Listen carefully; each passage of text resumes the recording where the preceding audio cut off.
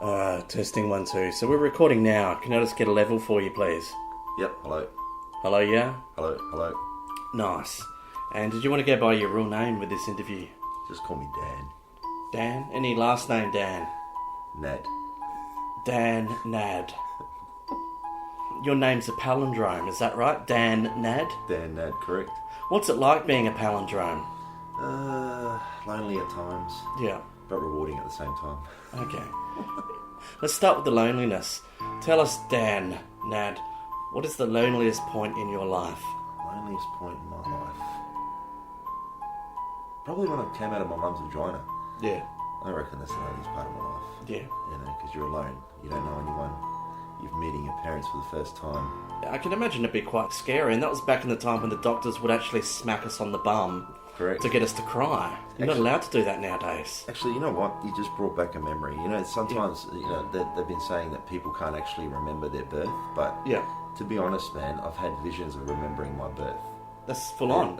And you know, which is really strange. Yeah. Strange. And, Yeah. and I don't know whether that's all the drugs I did in the past or whatever, but No, okay, it's possible.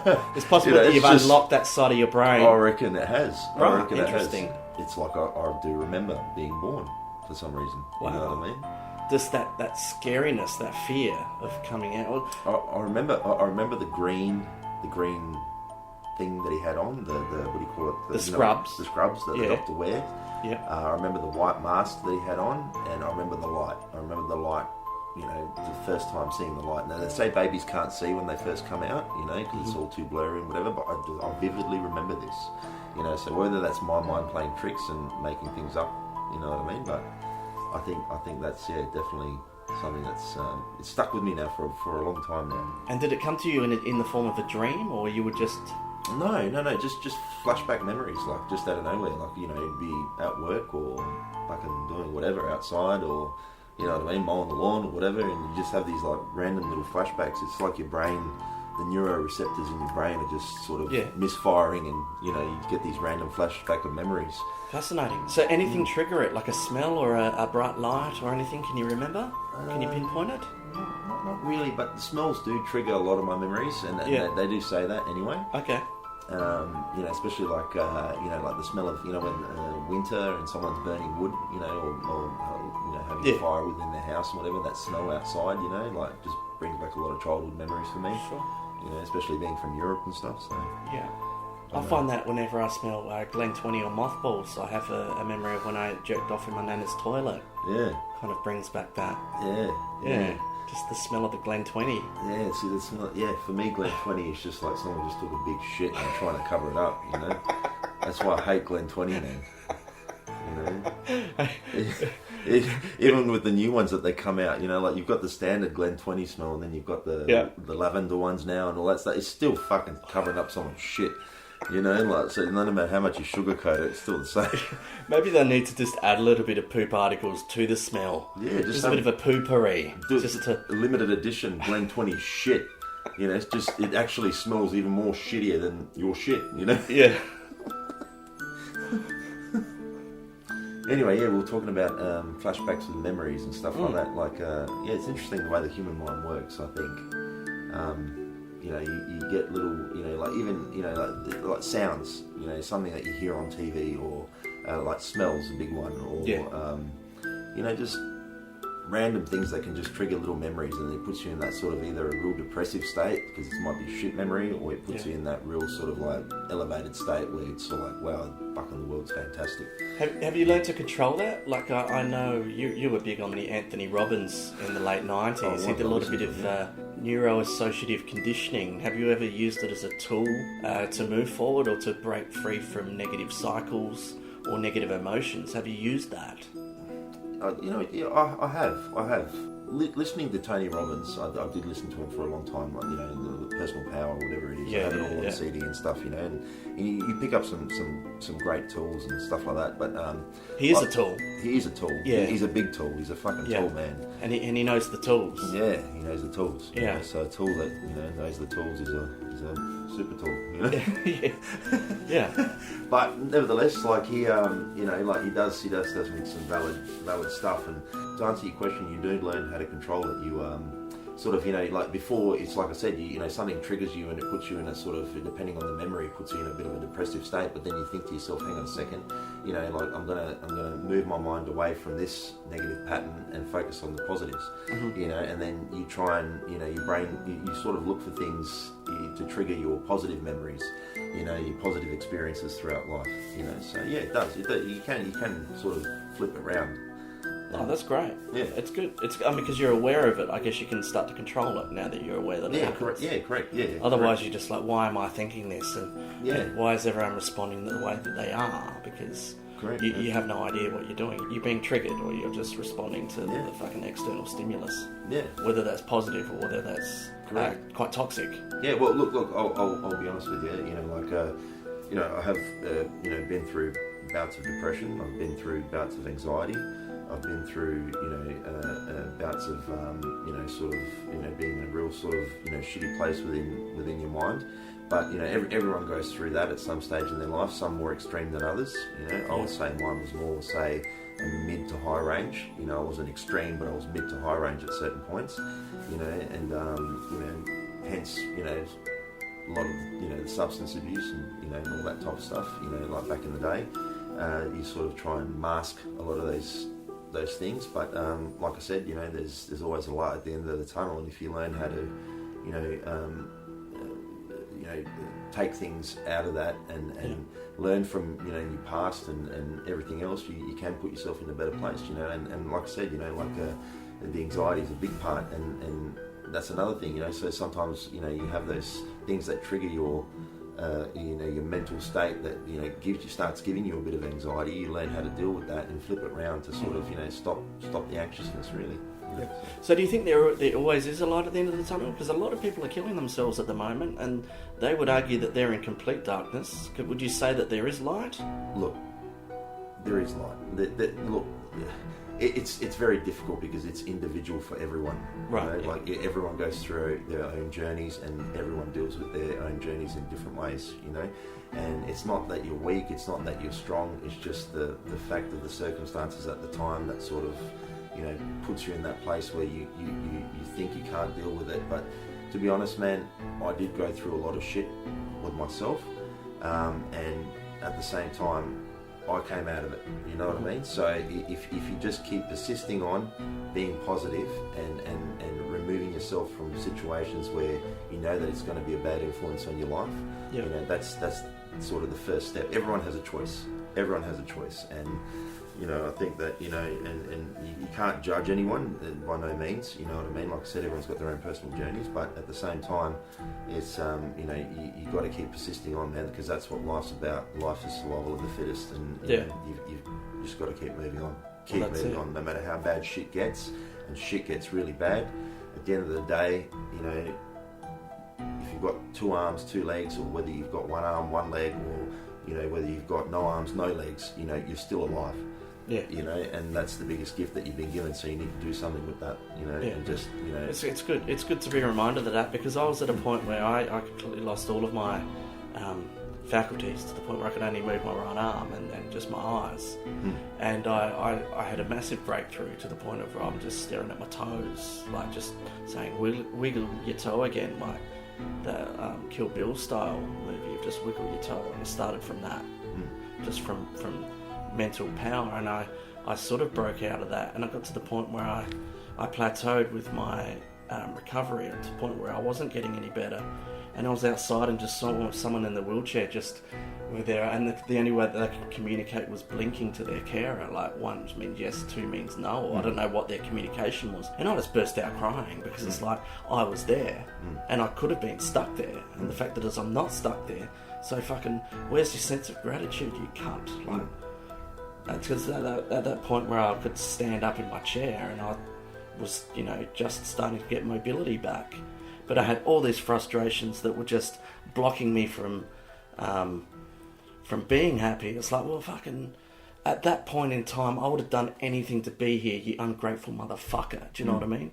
So that inspired me, was just keep moving forward. Yeah.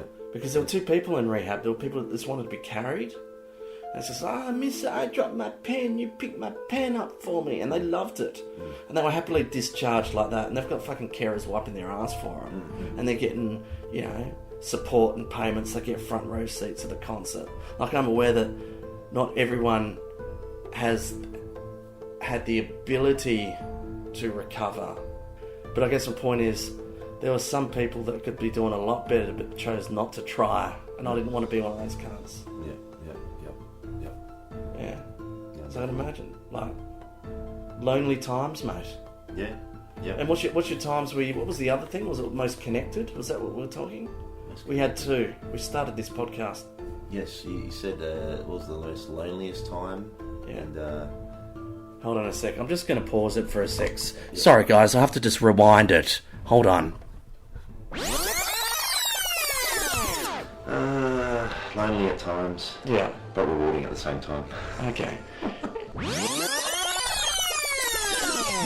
back in it. So it was the most lonely and the most rewarding. I'll just round it. Rewarding. Tell us, Dan, what's the most rewarding time in your life? Most rewarding time in my life. I'll give you one example. Like, growing up, I played a sport. I won my first, competition, and the rewarding thing for me was, being a child and seeing that, I made my parents proud, made my dad proud. That was a rewarding thing, just sort of, knowing that you're valued. You know what I mean, especially by your parents and stuff like that. They invested a lot in your childhood, didn't they? Correct. Yeah. So it's nice to be able to say, hey, look, it's it was paying off, and but yeah, it's just feeling that sort of sense of belonging and being significance. Significance. That's correct. Yeah. Yes. Yeah. So stuff like that. Rewarding, like studying for an assignment. Even though you fucking hated doing it and you didn't, it was like the worst thing in the world, but finally finishing it and then getting a semi-decent score or a decent score, rewarding. Little things in life are more rewarding than, what else? Well, it's a question for you now then. What do you value in your life? Like, what are your values? What's the most important thing in your life at the moment? Probably my wife and kids. Yeah. Nice. My wife and kids, 100%. Like, family, man. Watching your kids grow up, watching, being an influential factor on your kids, and instilling good values and beliefs on them, and family. Wife and kids, 100%. All the way. Yeah, for sure. And I guess the most and another rewarding thing would be being having two beautiful kids and having the privilege of being a parent. Would be definitely rewarding. Yeah. But yeah, did any negative? You don't have to talk about this if you don't want to. But were there any negative feelings that came at that point? Look, prior to becoming a father, or during the? No. I'll be honest with you. So, when I found out my wife was pregnant, I was literally scared shitless. Because knowing how irresponsible I was in my past, and and how irresponsible I can be, I'm thinking, how the fuck am I going to be responsible enough to, be able to bring up a child, man, like a human being coming into this world, and how am I going to be an influential person on this person's life, so it scares you shitless, it really does. So it's not so much a negative, it's it can be a negative if you let it become, if you think too much into it and say, but you just gotta, you go with the flow. You're sort of like, I'm going to become a parent, I've got to do the right thing, I've got to, support this child, give it the best life possible, and just carry on from there, man. But yeah, I guess one of the sort of semi-negatives is that doubt that you have of, are you going to be a good parent, man? Are you going to be a dropkick? Are you going to be fucking, are you going to instill values in that child that you, or whatever, you know what I mean? Which, but I can't even begin to understand. I can only empathise with you, mate. I mean, the closest I could relate to that was the time my Tamagotchi died. Do you know what I mean? Like, yeah, I remember that. yeah, that's like, that's the only way I can relate to what you've just said. Like, I can't begin to imagine that fear that you'll be going through. And it's funny, you were just saying how things trigger you, you know. Yeah. But you just saying Tamagotchi triggered a memory in my mind of going to Cunningham's Warehouse. Remember Cunningham's Warehouse? Yeah. Like where you and I grew up. Yeah. And fucking they had them, you know, like that was the latest thing, man. Tamagotchi. Yeah, Tamagotchi. Everyone had a fucking Tamagotchi, man. You know what I mean? Yeah. Someone posted on Facebook recently a picture of a Cunningham's Warehouse banner, and they're like, "Oh, it's back." And I looked at it looked like an old fruit and veg shop, and I'm thinking, surely they've just stolen the banner. Yeah. Like, it can't be back. I didn't see that. That would have been interesting to see, actually. Yeah. That's a blast from the past. And the old Cunningham's Warehouse $2 guy actually wound up in the same spinal rehab as I did. No shit. Yeah, he had like a motorcycle crash about 20 years ago, poor guy. So I mean, I'm hoping he might have walked out of his wheelchair. I think. So yeah, more power to him, man. Yeah, bastard. Yeah, bloody oath, man. Like, because like, even though you don't think about it, but when we were younger at that age, and you know, these kind of people were sort of influential. Yeah. Even though not directly, indirectly, they were influential on our lives because they're memories of what we used to have when we were younger. You know, it's like. You know, you think about, I remember Cunningham's Warehouse, you remember the $2 guy, you remember, you know, what was that other guy that went, Mr. Bankrupt, was it Mr. Bankrupt? Yeah, him? That's you know, it, just yelled at, every week stop yelling at me. Yeah, I know. Motherfucker. Yeah. No. But yeah, shout out to the Cunnos guy, I hope you're doing alright, mate, and I can only imagine the loneliness that you were feeling in rehab, because I felt it. You know, we're reaching that point now where we're 40. Yeah. We're having that midlife crisis, I guess you call it. Yeah, definitely. Yeah. Do you relate to that? Absolutely, man. Absolutely. Yeah. And I've noticed it more so in the last, say, couple of years, you know, sort of, and especially after becoming a dad as well. Yeah. You start to feel like shit, time's flying by, you know, and you know, and you get a little bit anxious, man. You know, you think to yourself, like, fuck, have I done enough so far to be able to, you know, am I successful enough? Am I, you know, like, all these thoughts go through your head, man. You know what I mean? Yeah. Right. It's kind of like that movie, what is it, Grown Ups, or whatever, the Adam Sandler style movie. Fucking, yeah. Another Hollywood fucking, you know what I mean? It's like... Yeah, they the only good thing about that movie was, don't get me wrong, it was a great movie, but... no. I'd love to hear your review. Share your review. What was... Fucking Selma Hayek. Oof. Yeah. You know, that's all I remember from this. I don't give a fuck about David Spade or fucking whatever that fat dude is, or was it Chris Rock? Not Chris. Well, Chris Rock was in it, wasn't he? I think so, yeah. Yeah, he was a total black guy in there, you know what I mean? Like, which Hollywood always has to have, you know? Yeah. But yeah, Selma Hayek, man, fucking...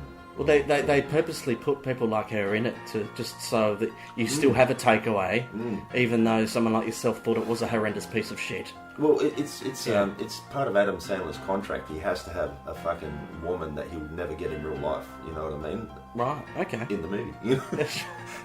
Part of his contract's like, you make sure. Yeah. She's fucking 12 out of 10. Yeah. Otherwise, I'm not doing the movie. Well, fuck you then, Adam. See you later. Yeah. Sorry, Harvey. No deal. That's right. Yeah, Mr. Weinstein, take your fucking scripts and fuck off, mate. Yeah. I will not chow down on your peanuts. I won't even rub your belly while you have a wank, mate. Fuck off. Yeah. Fuck off, Harvey. Yeah. You know which one really devastated me? I mean, you know, you hear your Weinsteins or whatever, man. But what really devastated me was Bill Cosby. Right. Bill Cosby. That devastated a lot of people. He was like a sort of TV dad, man. Yeah. You know what I mean? You used to, you know, watch him and get advice and... Oh, fucker, you know, like... Yeah, Bill Cosby, man. Actually, I found a couple of his books in the op shop, man. You know, Bill Cosby, like, it was funny, before this whole thing came out about him, I fucking, I was, just because I love buying old random books, you know, in op shops and shit. And I found Bill Cosby, How to Be a Father. And there's another Bill Cosby book I've got, Parenthood, or some book, fucking, you know, which was really funny. And then after that whole thing came out with him, man, it was like, fuck, man, you know what I mean? Like, these books are complete bullshit. Yeah, kids say the darndest things while they're unconscious.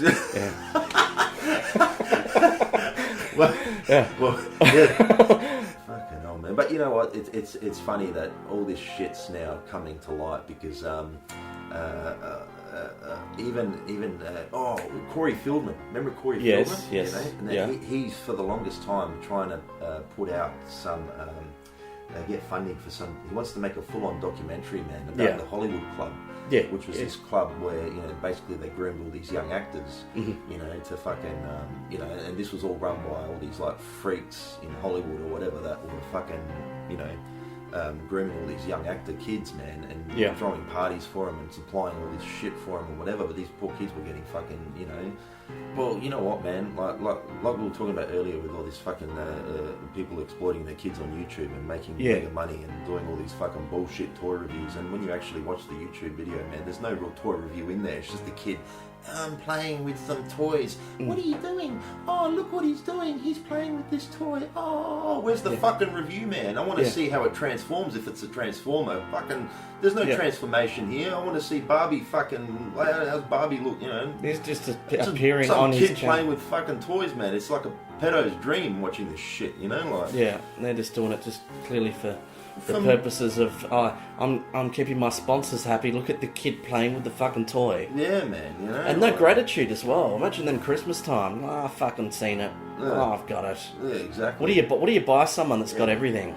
You know what I really wanted to fucking so I put a comment to these people. It's like, hey, listen, you're buying your kids all these fucking toys, right? Your kids pretending to review them, which there's absolutely no review. But are you actually donating some of these toys to like needy children? You know what I mean? Like, because that'll be the right thing to do, man. You know what I mean? You're getting all this fucking shit sent from all these people. Like companies send these people all these new stuff so they can get reviews on there and whatever.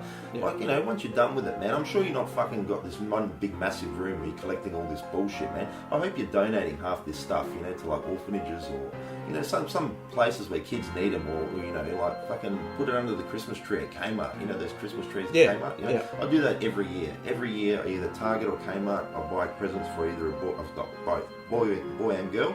And every year I do that. That's a tradition I've been carrying on since my mum. My mum used to do that all the time, so that's one thing I do. But I'm hoping that these people do that. You know what I mean? So yeah, and if they do, is it going to the right places? Because quite often these other non-profit organisations and whatever, they're paying for fucking CEOs and staff and everything like that. And how much of what you're donating is really going to the direct? I remember in the 80s and 90s they had sort of charity direct, which is what they were saying is like, everything that you donate is going direct to the charity. But is it?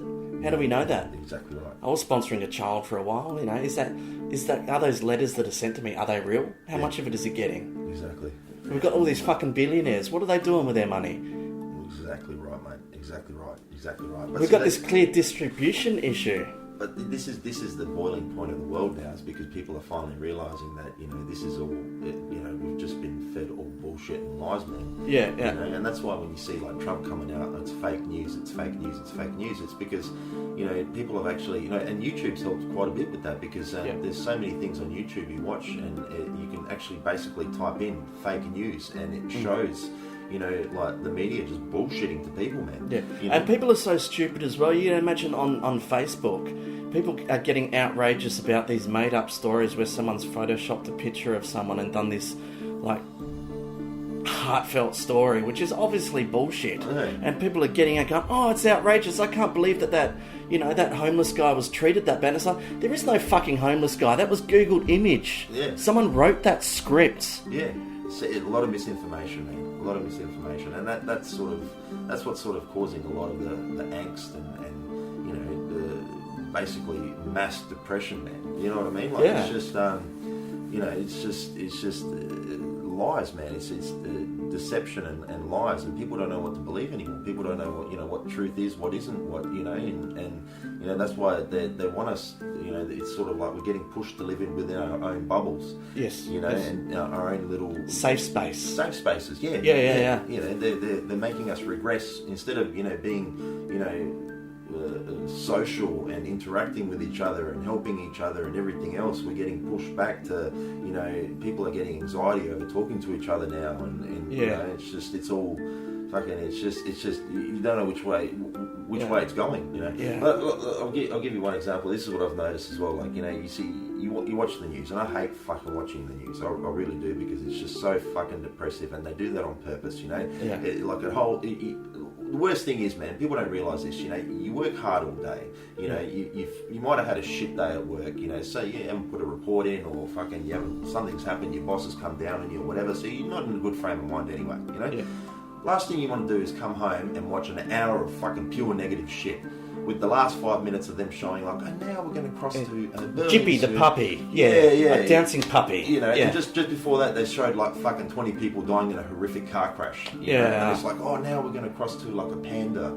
Oh, beautiful. You know, I want to see that panda put a bamboo in someone's ass. You know, like. You know, It's like they do that on purpose, man. Yeah, you know? that's true. I was putting on bets on who would actually post the first koala picture of getting fed bottled water during the fires. It's you get footage of that 30 seconds. Yeah. You've got fucking at least 5 figures right there. Can't just sell that to the Frightly News. You know, and I was going to go out and take a picture of a koala drinking water because I was fucking broke as fuck. But you know what would have made you real money? You know, what? If you fucking, you know, instead of giving the koala water, like made a VB, man, a nice cold fucking VB. Yeah, make it Aussie. Beer, man, a beer, you know, and that's fucking, right. You know, just slap him with a thong or something. And what you're doing is you're engaging discussion, and fucking brands are jumping on board that now.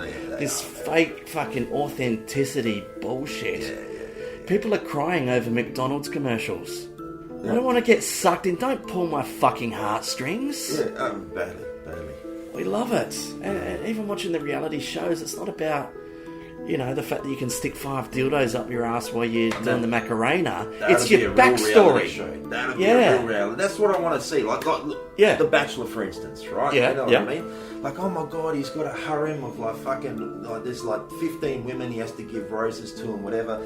All right, put a fucking real man in there, man. You know, you've got all these fucking beautiful women there, man. You know, what are you going to do? I'm going to fuck you, I'm going to fuck you, I'm going to fuck you, we're going to have a 3-way, I'm going to fuck you, you know. And, that was like, the earlier seasons. Yeah, well, you know. I like the earlier stuff better. That, you know, like fucking real shit, man. You know what I mean? Not like, oh my God, look, I don't know what I'm going to do. It's such a hard decision. Oh, no. Yeah. It's like, fucking hell, man. You got like 15 fucking killer chicks here, man. Like, do something, bro. That's the thing as well. That's the thing as well, is they know that what they're in, they know that their environment there is purely engineered, but they bring themselves to it. They do.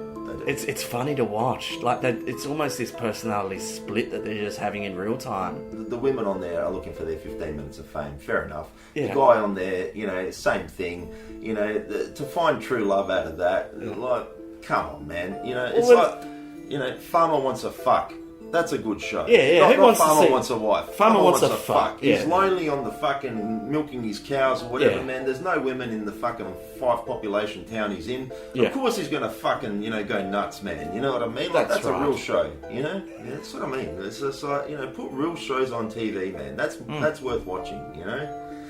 Fucking hell. You know, well, TV's changed as well. Like, no one watches free-to-air TV anymore. No. It's all instant binge stuff. That Game of Thrones pretty much started that. Yeah. Like, that's how we watch TV now. Yeah. Which, to be honest with you, I was stuck in a fucking hospital bed just to head on a pillow, and I tried watching it, and it was horrible. Yeah, couldn't do it. I don't get the hype. Game of Thrones. Yeah. They're like, it was. You know what that reminds me of, man? It's just like remember that game Dungeons and Dragons? Yeah. I never got into that, man. It's like fucking magic spells, this mages, fucking witches. It's like, for fuck's sake, man. You know, like, look, it's killer in its own right, but I never got into it. Yeah, because you were too busy playing tennis and getting your dick sucked, mate. Having a life, Yeah, that's right. You know? I can imagine some young kids were either just fucking scared of their own sexuality, they didn't even know their own sexuality, or they just had none of the urges that we fucking had. And I could imagine to them, like, just bouncing a fucking poly-side dice. But it wasn't that game something to do with, like, mixing potions, and then if you drink a potion and... To be honest, mate, didn't get into it. I know it was in the... something or other, and you do magic spells and all that type of shit and whatever. Yeah, I know the whole church scene stood against it in the 80s and 90s saying, oh, it's witchcraft and all that, and they're going, oh, fuck off. We're just storytelling, mate. Like, it's not that deep. Yeah, look. I respect it. I think it's it's. But I just never got into it myself. You know what I mean? Excuse me. Yeah. Oh man, this is a really fucking deep podcast. I'm thinking of almost doing it like free flowing jazz. Yeah, why not get the flute out? Yeah, that's it. Just us like talking deep discussion. We're just going places. The world needs that, man. The world needs deep. Yeah, the world needs man feelings and man therapy, I think. Fucking oath it does, man. Yeah, because we don't talk about our feelings enough because we're not allowed to. Oh, well, it's like, it's that whole stigma of,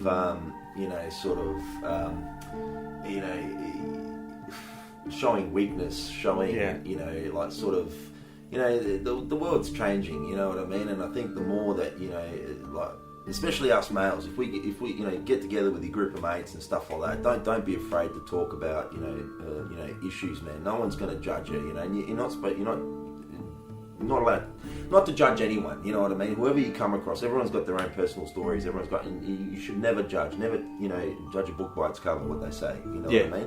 Always take the person as they are and look for the good in them and all that type of stuff. But it's definitely something that everyone needs to do, man. Is just open up a little bit more. Get off all this fucking social media shit and whatever, and actually reconnect with your fellow human being, man, and have a conversation. Like personal conversation, like you and I are having now. Yeah. Just spit it out, man. If something's bothering you, just say, hey, listen, man, I've got, what do I do, man? If you feel close enough to someone or comfortable enough to talk to someone about it, just do it. Because you'll be surprised, man. The littlest things can, influence you in the biggest way. And for some people, that can be the light at the end of the tunnel. I'll give you one example. It's a famous story. This guy was going to throw himself off a bridge, and this passerby just happened to go past and said, hey, man, you okay? And that was just enough, just by him saying, hey, you okay, to stop that guy from killing himself. Yeah. So, there you go, man. The power of, connecting. That's right. And you never know how much of influence you are making on a person's life, if not have already. Correct. Correct. Yeah. I think the problem as well is some people are spending so much time wanting recognition and wanting thank yous rather than just giving for the sake of giving. Like, just donate, but do it anonymously. Yeah, absolutely. Do you know what I mean? Like, stop trying to get fucking kudos. Yeah, like the biggest reward, like we said earlier, yes. is your self-gratification, man. Is doing something that makes you feel good. No one else has to know about it. You know what I mean? But it's like you said, man. If you're going to donate and be charitable, just the fact. So yeah, man, I gave $50 today to the Cancer Council. You know? You don't need to tell everyone. You don't need to, but yourself that made you feel good and you did it and you lifted your day. That's the most important part. Yeah, that's it. Yeah. Oh, this is really deep discussion, mate. I think we just need to end off on something. Do you want to play a game of GoldenEye or something? I don't know, mate. I don't know. It's up to you. Up to you. I'm pretty shit at it after 25 years of not playing it or however long it's been. I just want to point out that I've just kicked Dan Nad's ass in GoldenEye. Badly. Yeah. It reminds me of that great film, it's not Jingle All the Way, but Jingle All the Way is a fantastic film. Is that Schwarzenegger? Yes, it is. It's Arnold Schwarzenegger. Jingle All the Way. Check it out. Is that where he gets Turbo Man? Yes. Oh, God. I watched that the other day. Oh, right. Yeah, Turbo Man. Turbo Man. Is Christmas time really painful for you having young kids? Or does it bring back the magic of Christmas again? Look, it does. It does bring back the magic of Christmas because, especially the night before, put out the carrot and a bit of milk. Yeah. And all that stuff. And then, when the kids go to bed, you have to run, well, for me, I run downstairs and take a bite out of the carrot to make it looks like reindeer teeth. You play along the bullshit? Oh, big time. Yeah, good. Have a swig of the milk, you know what I mean? And just leave it there or with the cookie and stuff like that, I'd crumble it a bit, eat the rest of it, depending on the cookie, Yeah. So it does. Oh, for sure. It does. It brings back the magic, man. You know what I mean? And then the excitement, in the morning of. Has there ever been a time where you've eaten the whole cookie and the kids are excited, going, "Oh, he's eating it," and you're like, "Yeah, keep putting the M&Ms in it next year, mate." Yeah. Well, I'll give you one thing, man. I was the one planting the cookie. This was like my son's 6 now. But this was about 3 years ago, and he was only 3. And luckily, he was only 3 because he didn't really understand what was going on too much. You know what I mean? Yeah. But I actually, had the packet of biscuits out on the kitchen bench, and I went in the other room to put where the milk and cookie was. But I ended up leaving the fucking the cookies on the kitchen bench. Oh, so no! Luckily, he didn't put 2 to 2 together and thinking, "Hang on a second, man. Dad was eating them earlier, but fucking that's the same cookie, man. What's going on here?" Yeah. You said before, like you had flashbacks of memories of being born. When was your last flashback? Being born? Or no, just when was your last kind of random flashback that you've had? Maybe we can end on this. With me, man, I don't know whether my mind has just sort of, locked itself away because I'm so focused on, I work hard and I've got, daily stuff I deal with and whatever else, but just like randomly, man, like I'll be driving and all of a sudden a memory would pop up, like, a party, say that, you and I attended, or something from overseas when I was overseas, or just random things just out of nowhere, you know what I mean? Like, and wow. Majority, it's really bizarre, like, just things that I have not thought about in, I don't even know how long. Have you ever had flash forward, like your future has come to you? Have you seen your death? You've seen your birth. Have you seen your death? No. That'd be pretty scary, but that'd be fucked up, wouldn't it? It would be, yeah. Would you like to see your death, or would you like that to be a surprise? I don't know. Like of course, everyone wants to be a surprise. You don't want to know when you got to go. You know what I mean? Yeah, that's it. I mean, tell that to someone that's terminally ill, though. That's fucked. Yeah, it's horrible when once a doctor puts a date on your life. It's like fuck. Yeah. And do I believe this cunt? Yeah, I always, it's a tough one, isn't it? It's pretty morbid, man. Yeah, I know. But I'll give you a sort of thing. One of the things I want to do is actually go shark diving, cage diving. Right.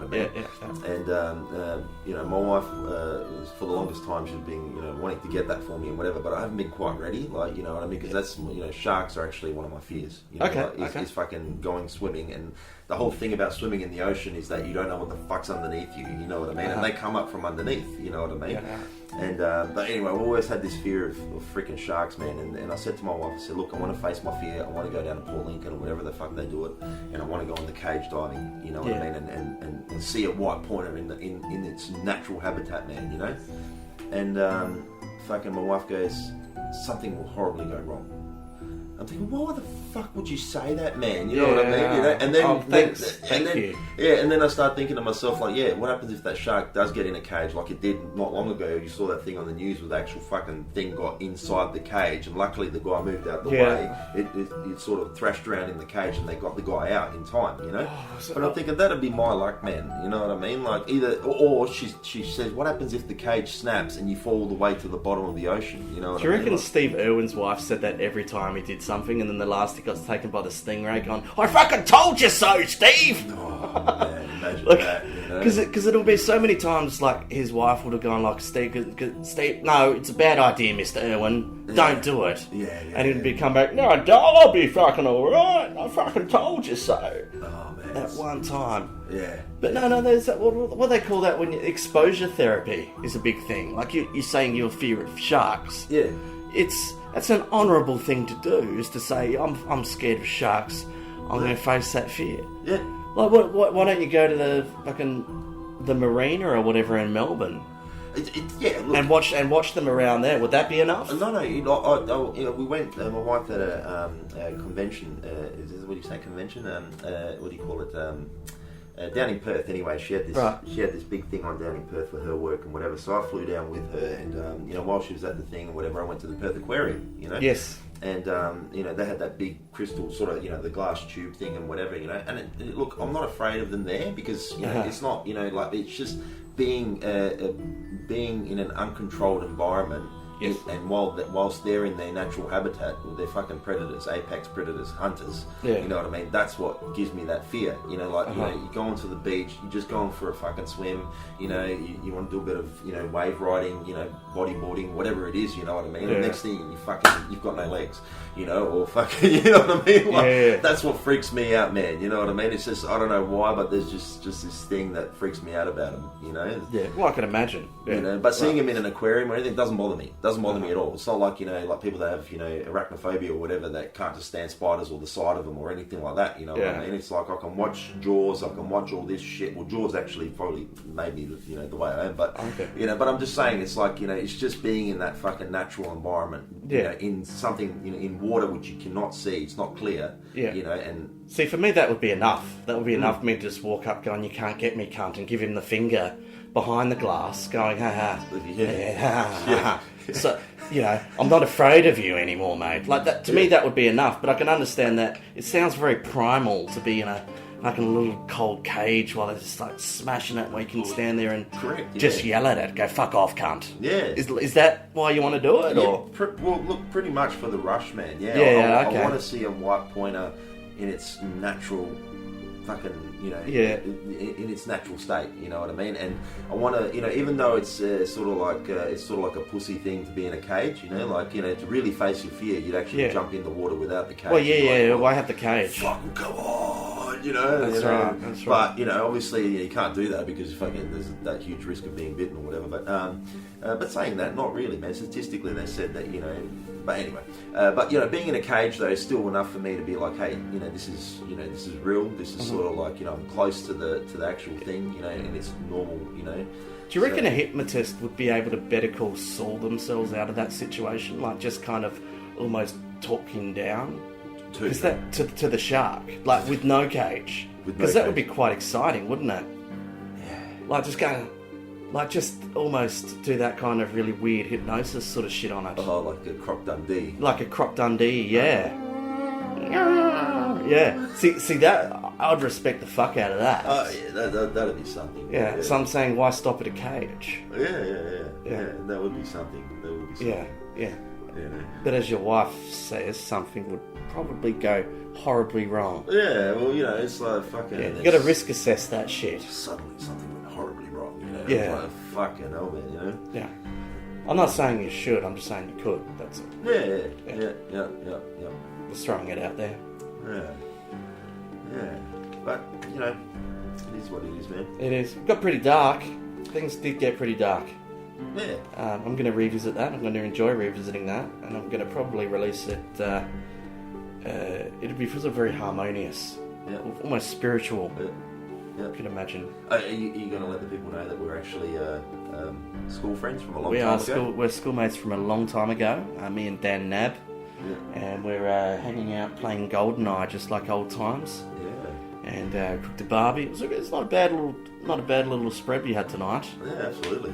Yeah, cheers for bringing the snags around, mate. I hadn't fired that up since the Franklin interview we did. This is pre-COVID, so first time I've had a barbie. Nice. Yes. So crazy times, mate. Crazy times in the world. Yeah, definitely with this COVID shit. Yeah. I mean, you know, social distancing, man. It's like you have to be 1.5 meters away from fucking your missus. You know what I mean? Like, so how do you do that unless you got 1.5 meter cock? That's right. Yeah. Well, or the social distancing hand job. Like us. Yeah, you know, that's right. We can sit back 2 meters away. Yeah, we can be happy, you know?